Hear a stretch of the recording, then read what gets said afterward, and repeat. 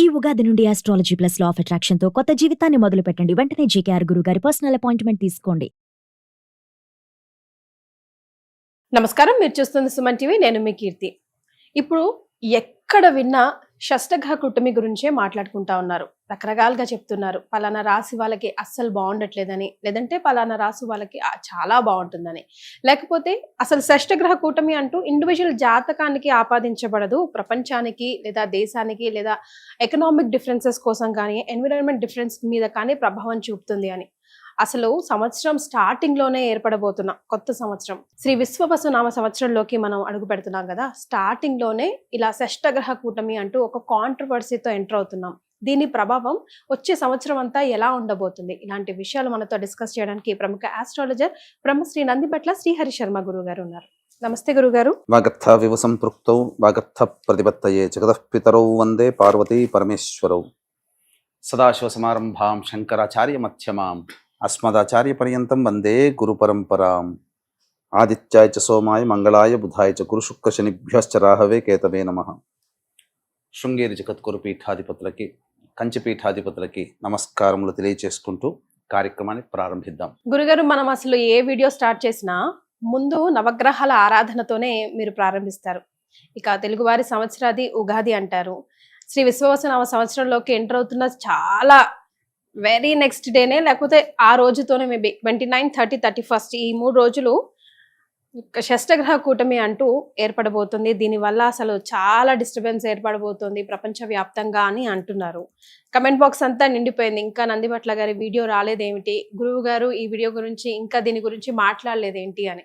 So దీన్ని అసలు ఏ రకంగా చూసుకోవాలంటారు గురుగారు? ముందుగా మనం చూసుకుంటే ఈ షష్టగ్రహ కూటమి అనేటువంటిది ఇదేదో మొదటిసారి అనేది కాదు. అంతకుముందు 2019 సంవత్సరంలో కూడా ఏర్పడింది. ఇంతకుముందు 2023 సంవత్సరంలో కూడా ఏర్పడింది అని చెప్పి దాని నుంచి కూడా మనకు చెప్పబడింది. ఇట్లా కొన్ని సంవత్సరాలకు ఒకసారి ఏర్పడుతుంది. అయితే ఒక్కొక్క రాశిలో ఏర్పడుతున్నటువంటి షష్టగ్రహ కూటములు, పంచగ్రహ కూటములు, చాతుగ్రహ కూటములు, వీటి ప్రభావం కొంత ఇంపాక్ట్ అనేది సమాజం మీద ఉంటుంది. ప్రపంచవ్యాప్తంగా ఉంటుందమ్మా.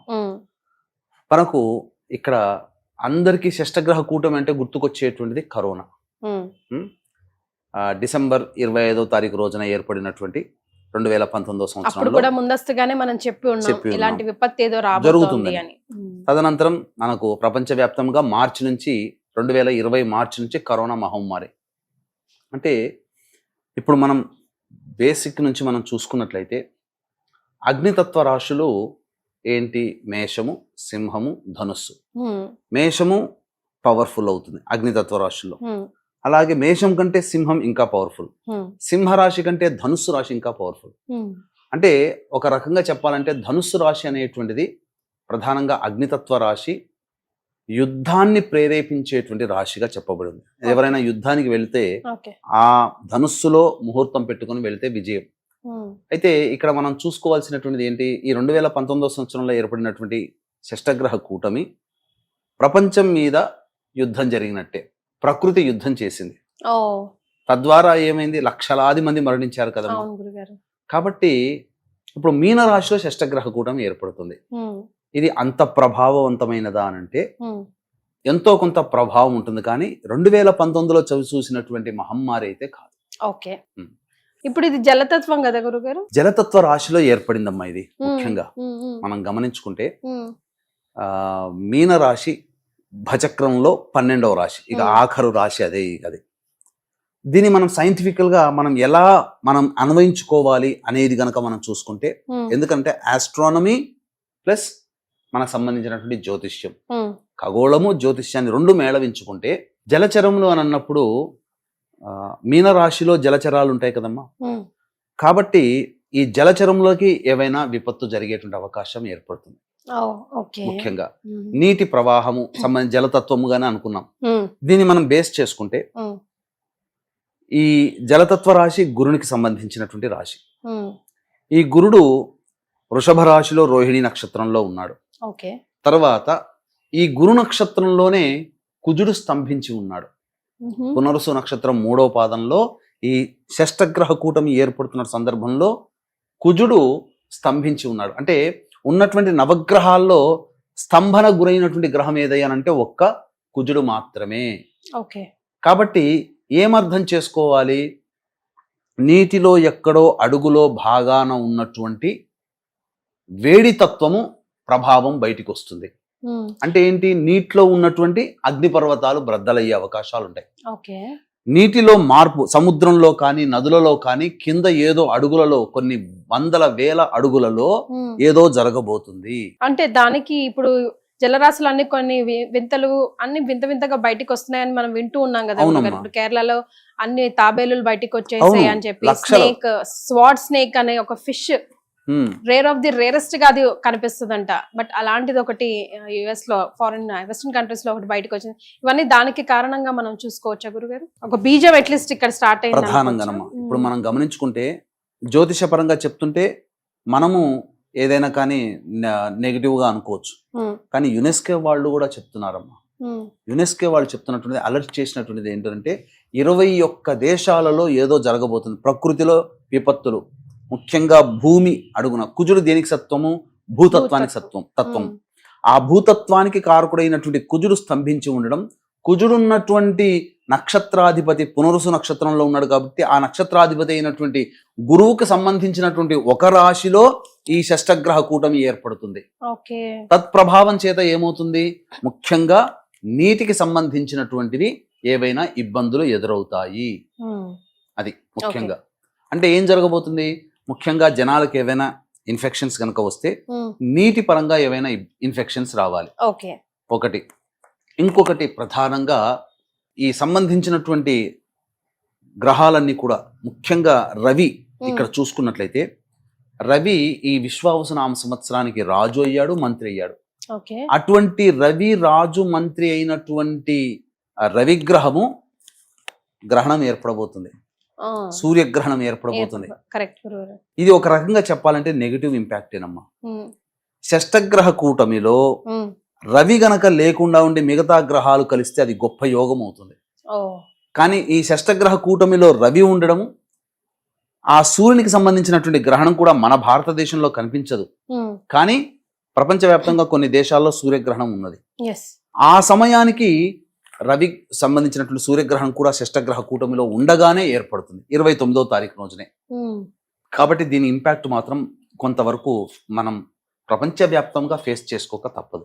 రైట్. సో ఫర్ ఎగ్జాంపుల్ ఇప్పుడు నేచురల్ కెలామిటీస్, ఎన్విరాన్మెంట్ డిస్టర్బ్ అయితే 100% ఖచ్చితంగా ఉంటాయి. ఖచ్చితంగా సునామీ ప్రభావం 2001వ సంవత్సరంలో ఇండోనేషియాలో ఏర్పడినటువంటి సునామీ ప్రభావము ఆఫ్రికా కంట్రీ పోర్ట్ ఎలిజబెత్ అది దానికి కూడా తాకి విధ్వంసం అయిపోయింది. కాబట్టి ఎక్కడో ఇండోనేషియాలో ఏర్పడింది, ఇక్కడ జరగడం ఏంటి? ఇప్పుడు చాలా మంది వేగ్గా చెప్పొచ్చమ్మా, ఏంటంటే చూసేటువంటి ప్రేక్షకుల్లో కూడా సైన్స్ ని మాత్రమే నమ్మేవాళ్ళు ఇదంతా ట్రాష్ అని అంటారు. కానీ చంద్రగ్రహణం అనేటువంటిది మన 14వ తారీఖు ఏర్పడింది కదా, ఒకే మాసంలో. గుర్తుపెట్టుకోండి, ఎప్పుడైనా కానీ ప్రకృతిలో మనకు శాస్త్రం ప్రకారం చెప్పబడి ఉంది ఏంటంటే, ప్రకృతిలో విపత్తులు జరగాలి అని అనుకున్నప్పుడు గ్రహణాలు ఒకే నెలలో, ఒకే నెల అంటే జనవరి, ఫిబ్రవరి, మార్చి కాదమ్మా, మన తెలుగు నెలల ప్రకారము ఒకే నెలలో 2 గ్రహణాలు గనక సంభవిస్తే అది ప్రకృతి విపత్తుల్ని సూచిస్తుంది. రెండవ పాయింట్, షష్టగ్రహ కూటమి. ఆ షష్టగ్రహ కూటమిలో రవి కూడా ఉండడం అది కొంత భయానంగా మనం ఊహించుకోవచ్చు. తర్వాత తదనంతరం ఈ రవికి సంబంధించినటువంటి రాజుగా ఉన్నటువంటి, మంత్రిగా ఉన్నటువంటి విశ్వావసునామ సంవత్సరం కూడా ఈ యొక్క సంబంధించినటువంటి ఏర్పడ 30వ తారీఖు నుంచే ఉగాది కదమ్మా మనకు. 29 అమావాస్య. ఆ 29 ఇంకా చెప్పాలంటే అమావాస్య రోజునే శని భగవానుడు కూడా మారి మీనరాశిలోకి వస్తున్నాడు. అంటే అర్ధరాత్రి, నిశీరాత్రి. గుర్తుపెట్టుకోండి, 9 గ్రహాల్లో డిస్ట్రాయర్ ఎవరై అంటే శనిగ్రహం. కాబట్టి శనికి సంబంధించినటువంటి బలవంతుడు ఎప్పుడవుతాడు శని తెలుసా మీకు? నవగ్రహాల్లో పొద్దున పూట రవి పితృకారకుడు, శని రాత్రిపూట అనగా సూర్యాస్తమయం నుంచి మళ్ళీ తిరిగి సూర్యోదయం వరకు జన్మించినటువంటి వాళ్ళకి పితృకారకుడు శని అవుతాడు. అట్టి శని రాత్రి సమయంలో ప్రవేశిస్తున్నాడు 10 గంటల చిల్లరకి. అంటే ఏం జరగబోతుంది? శని డిస్ట్రాయర్ నవగ్రహాల్లో సంపూర్ణముగా. అందుకని మీకు ఏ భూకంపాలు జరిగినా మామూలుగా సామూహిక మారణ హోమాలు కానీ బాంబ్ బ్లాస్ట్స్ కానీ ఎక్కువగా ఏది చేసినా ఏది జరిగినా శనివారం రోజునే జరుగుతాయి. అట్టి శని అంటే ఇక్కడ సమూలముగా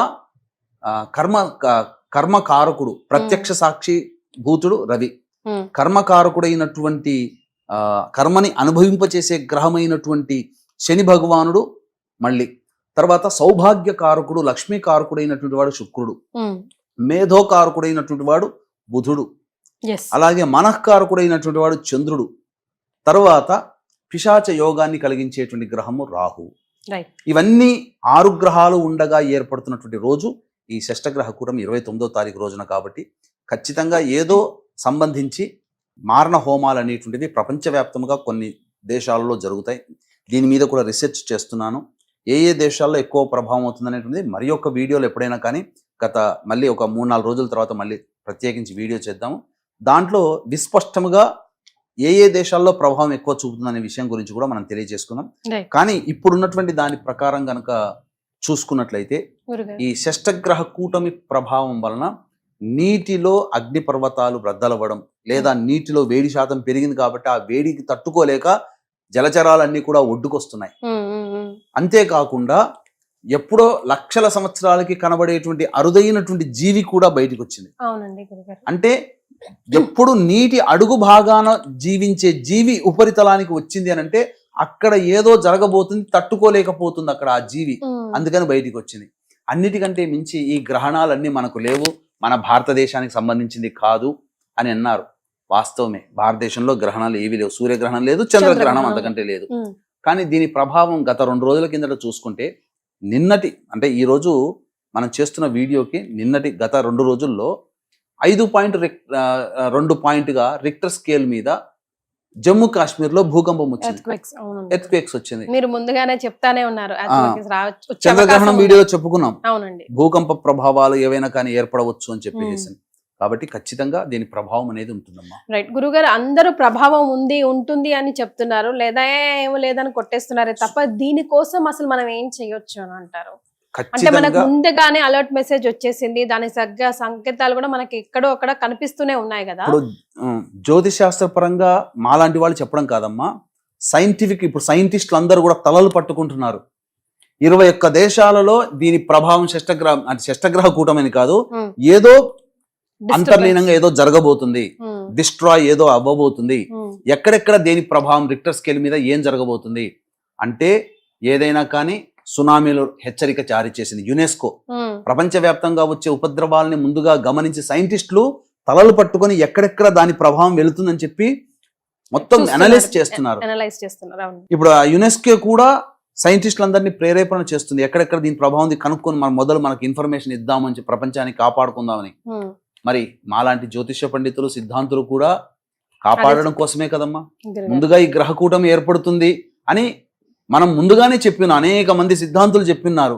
ఇప్పుడు యునెస్కో దాని గురించి శాస్త్రం గురించి సంబంధం లేకపోయినా ఏదో జరగబోతుందనే ఇన్ఫర్మేషన్ అయితే తెలిసింది కదా, మనం ముందుగానే ఇన్ఫర్మేషన్ ఇస్తున్నాం. కాబట్టి ఖచ్చితంగా సునామీ ప్రభావాలు కానీ, అగ్నిపర్వతాలు బ్రద్దలయ్యడం కానీ, తద్వారా ముఖ్యంగా అగ్ని ప్రమాదాలు పెరగడం కానీ, లేదా చెప్పుకోలేనంత కుండపోత వర్షాల ప్రభావం నీటితో నిండిపోవడం కానీ ఏదో జరగబోతుందమ్మా.